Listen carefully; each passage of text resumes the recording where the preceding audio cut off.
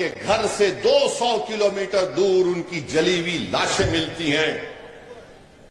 बोलो फिर इस पर क्या बोलोगे? इस पर सिंपैथी पैदा नहीं होती? उद्धव ठाकरे पर सिंपैथी पैदा होती है क्योंकि शिवसेना के 2 टुकड़े हो गए। तुमने क्या जुनैद की जली हुई लाश को देखा? तुमने क्या नसीर की जली हुई लाश को देखा? तुमने क्या जुनैद के यतीम 6 बच्चों को देखा? क्या तुमको मालूम कि जुनैद का एक बड़ा भाई नीम पागल है, उसकी 7 औलाद है, उसकी जिम्मेदारी जुनैद पर थी।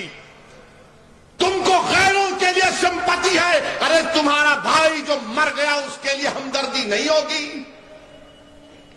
तुम उनके घर को बचाओगे, अपने घर को बर्बाद करोगे क्या? यही फर्क है। असदुद्दीन ओवैसी ये कहता है कि अगर उद्धव ठाकरे का घर आबाद रहेगा तो जुनैद का घर भी आबाद रहना चाहिए। अगर शरद पवार के घर में लाइट होगी तो नसीर के घर में भी चमक होनी चाहिए। अगर फडणवीस और मोदी कहते हैं सबका साथ, सबका विकास, सबका विश्वास जो झूठ है, तो फिर हम क्यों मर रहे हैं? मेरे अजीज दोस्तों और बुजुर्गों, यही चीज इनको तकलीफ पहुंचाती है कि कौन है ये जो यहां पर आकर नाम लेकर बोलता है, अरे तुमको गुलामों और चमचों और कफन चोर की खव्वाली सुनने की आदत पड़ गई। जब एक शेर तुम्हारे सामने धारता है, सच्चाई का बयान करता है, तो सुनो आप। लोग बोलेंगे वैसी तेरी तकरीर से तो कोई इलेक्शन नहीं जीतता। गुजरात में साबिर काबुली वाला को मैं सलाम करता हूं। अरे हम चुनाव नहीं जीते, मगर क्या तुम ये कहोगे कि कल मैं नहीं जीतूंगा? आज नहीं जीता, ये बच्चे जिता देंगे इंशाअल्लाह ताला। आज नहीं जीता, ये बच्चे कामयाब कर देंगे। अरे मैं खबर में चला जाऊंगा तो यही बच्चे आकर मेरी खबर पर ठहर कर पुकार कर कहेंगे, ओवैसी तू दीवानों की तरह पुकारता था, हमने उस बात को समझा, देख आज हम कामयाब होकर तेरी खबर पर आए हैं। मैं वो काम कर रहा हूं, इम्तियाज वो काम कर रहा है, अख्तर अली मान वो काम कर रहा है, शौकत वो काम कर रहा है, जमील खान वो काम कर रहा है, हमारा वकील तमिलनाडु का वो काम कर रहा है, उस्मान गनी वो काम कर रहा है। मगर ये लोग क्या कहते हैं? ये लोग क्या कहते हैं? सेकुलरिज्म को बचाओ। अबे कौन सा सेकुलरिज्म है बताओ मेरे को? कौन सा सेकुलरिज्म है? क्या शिवसेना सेक्युलर है? शिवसेना कब से सेकुलर हो गई मुझे बताओ? क्या राहुल गांधी पुकार कर कहेंगे कि शिवसेना सेकुलर हो गई? दोनों शिंदे और उद्धव, ये राम और श्याम की जोड़ी है, कभी भी मिल ले सकते। मगर आप सिंपैथी नहीं है। जिनकी जिंदगियां बर्बाद हो गई, कभी श्री कृष्णा रिपोर्ट तो पढ़ो। जुनैद और नसीर के घर पर कांग्रेस का चीफ मिनिस्टर गहलोत नहीं गया।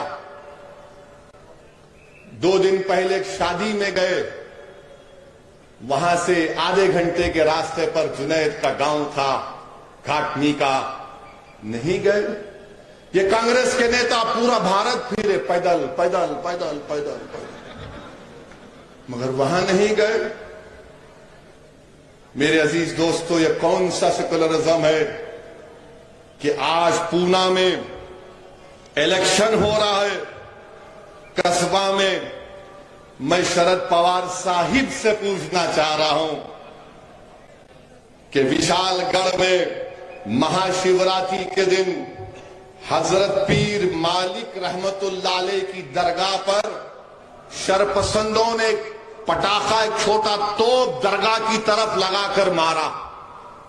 बोलो ना शरद पवार, बोलो ना कि यह किया गया काम गलत था। नहीं बोलेंगे। बोलेंगे तो इसलिए नहीं बोलते, नहीं नहीं हिंदू भाइयों का वोट नहीं मिलेगा। मेरे अल्लाह के वली के आस्थाने पर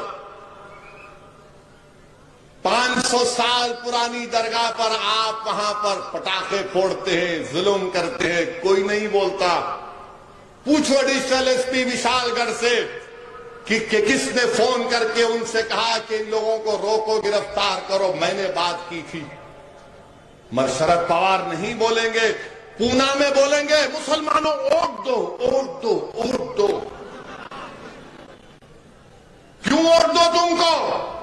तो बोलेंगे मोदी को रोकना है, मोदी जालिम है। अच्छा, मोदी अगर जालिम है, जुल्म है, मैं मानता हूं। फर्क क्या है बताता हूं मैं आपको। नवाब मलिक को जानते हैं ना? जानते नवाब मलिक को?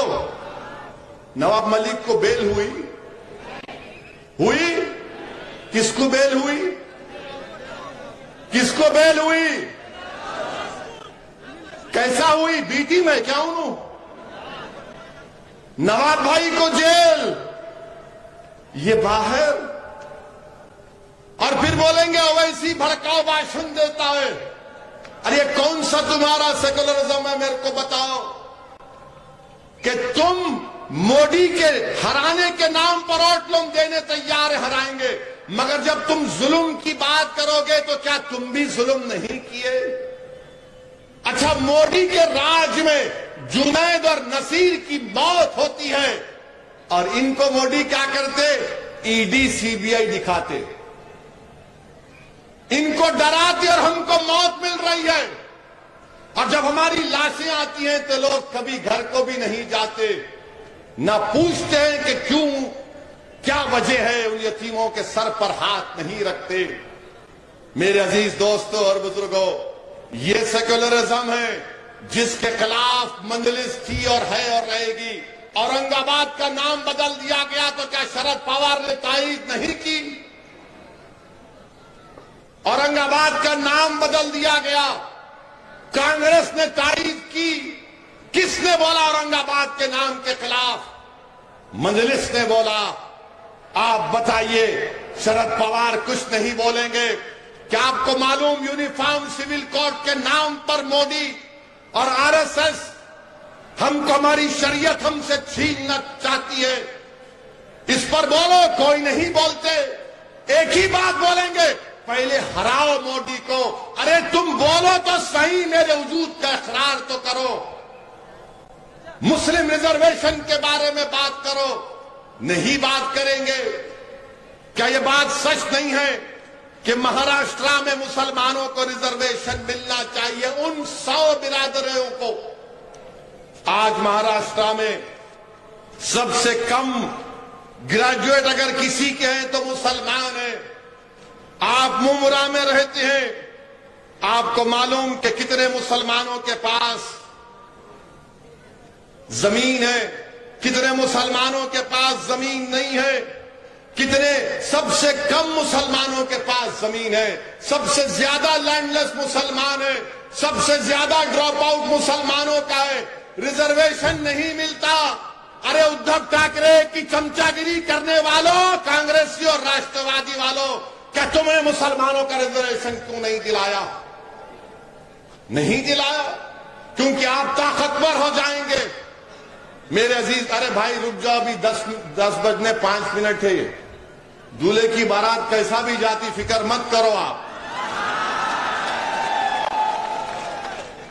जब से, एक मिनट सुनिए, जब से ये सिक्योरिटी मेरे को दिए, दम हो गया है, दम हो चुका है। और इनकी मौजूदगी में भी मेरे घर पे पत्थर फेंकते मेरे दीवाने। मोदी जी, जरा अपने चमचों को बोलिए कि जब 5वीं मर्तबा घर पे हमला करेंगे तो मेरे को एक फोन कर दो, मैं रहता हूं। जब पत्थर फेंको, अरे हमारी मौजूदगी में फेंको ना। ये कौन से बाकड़े पहलवान है जो हम नहीं रहते पत्थर फेंक के चले जाते? प्यारे, जब लैला होगी तो आओ पूरे मजनू। उसके बाद देखते हैं कि किसका शीशा टूटता है, किसका शीशा टूटेगा। अरे तुम्हारा शीशा बिल्कुल नाजुक है, याद रखो। तुम्हारी गोलियां मेरे हौसले और आजम को कम नहीं कर सकी। मेरे अजीज दोस्तों और बुजुर्गों, मेरी आपसे एक ही अपील है कि मजलिस इत्तेहादुल मुस्लिमीन को मजबूत करिए। याद रखिए आप मेरी इस बात को, जब तक आप अपना नेता नहीं पैदा करेंगे आपकी तकालीफ दूर नहीं हो सकती। इस समाज में हर बिरादरी का एक नेता है। अगर किसी का नेता नहीं है तो मुसलमानों का है। जीत कर तो आ जाते हैं मगर उनकी जबानों पर उनकी पार्टी का ताला लगा हुआ। मेरी इज्जतदार मां और बहनों, मजलिस को मजबूत करिए। सैफ पठान और उनकी टीम का साथ दीजिए और इंशाअल्लाह ताला हम यहां पर बल्दिया का चुनाव लड़ेंगे, हर जगह पर लड़ेंगे। और मुंबरा के जो मौजूदा एमएलए उनसे कह रहा हूं कि अब तुम तैयार हो जाओ। अब कोई कफन चोर बेईमान को टिकट नहीं मिलेगा, अब एक शेर को टिकट मिलेगा और वो तुमसे मुकाबला करेगा मुंबरा की आवाम के इंसाफ के लिए। इंसाफ मिलना चाहिए, यह आपका हक है। आपका बेहद शुक्रिया कि आप अपना कीमती वक्त निकाल कर आए। वाखिर दावान अल्हम्दुलिल्लाह रब्बिल आलमीन।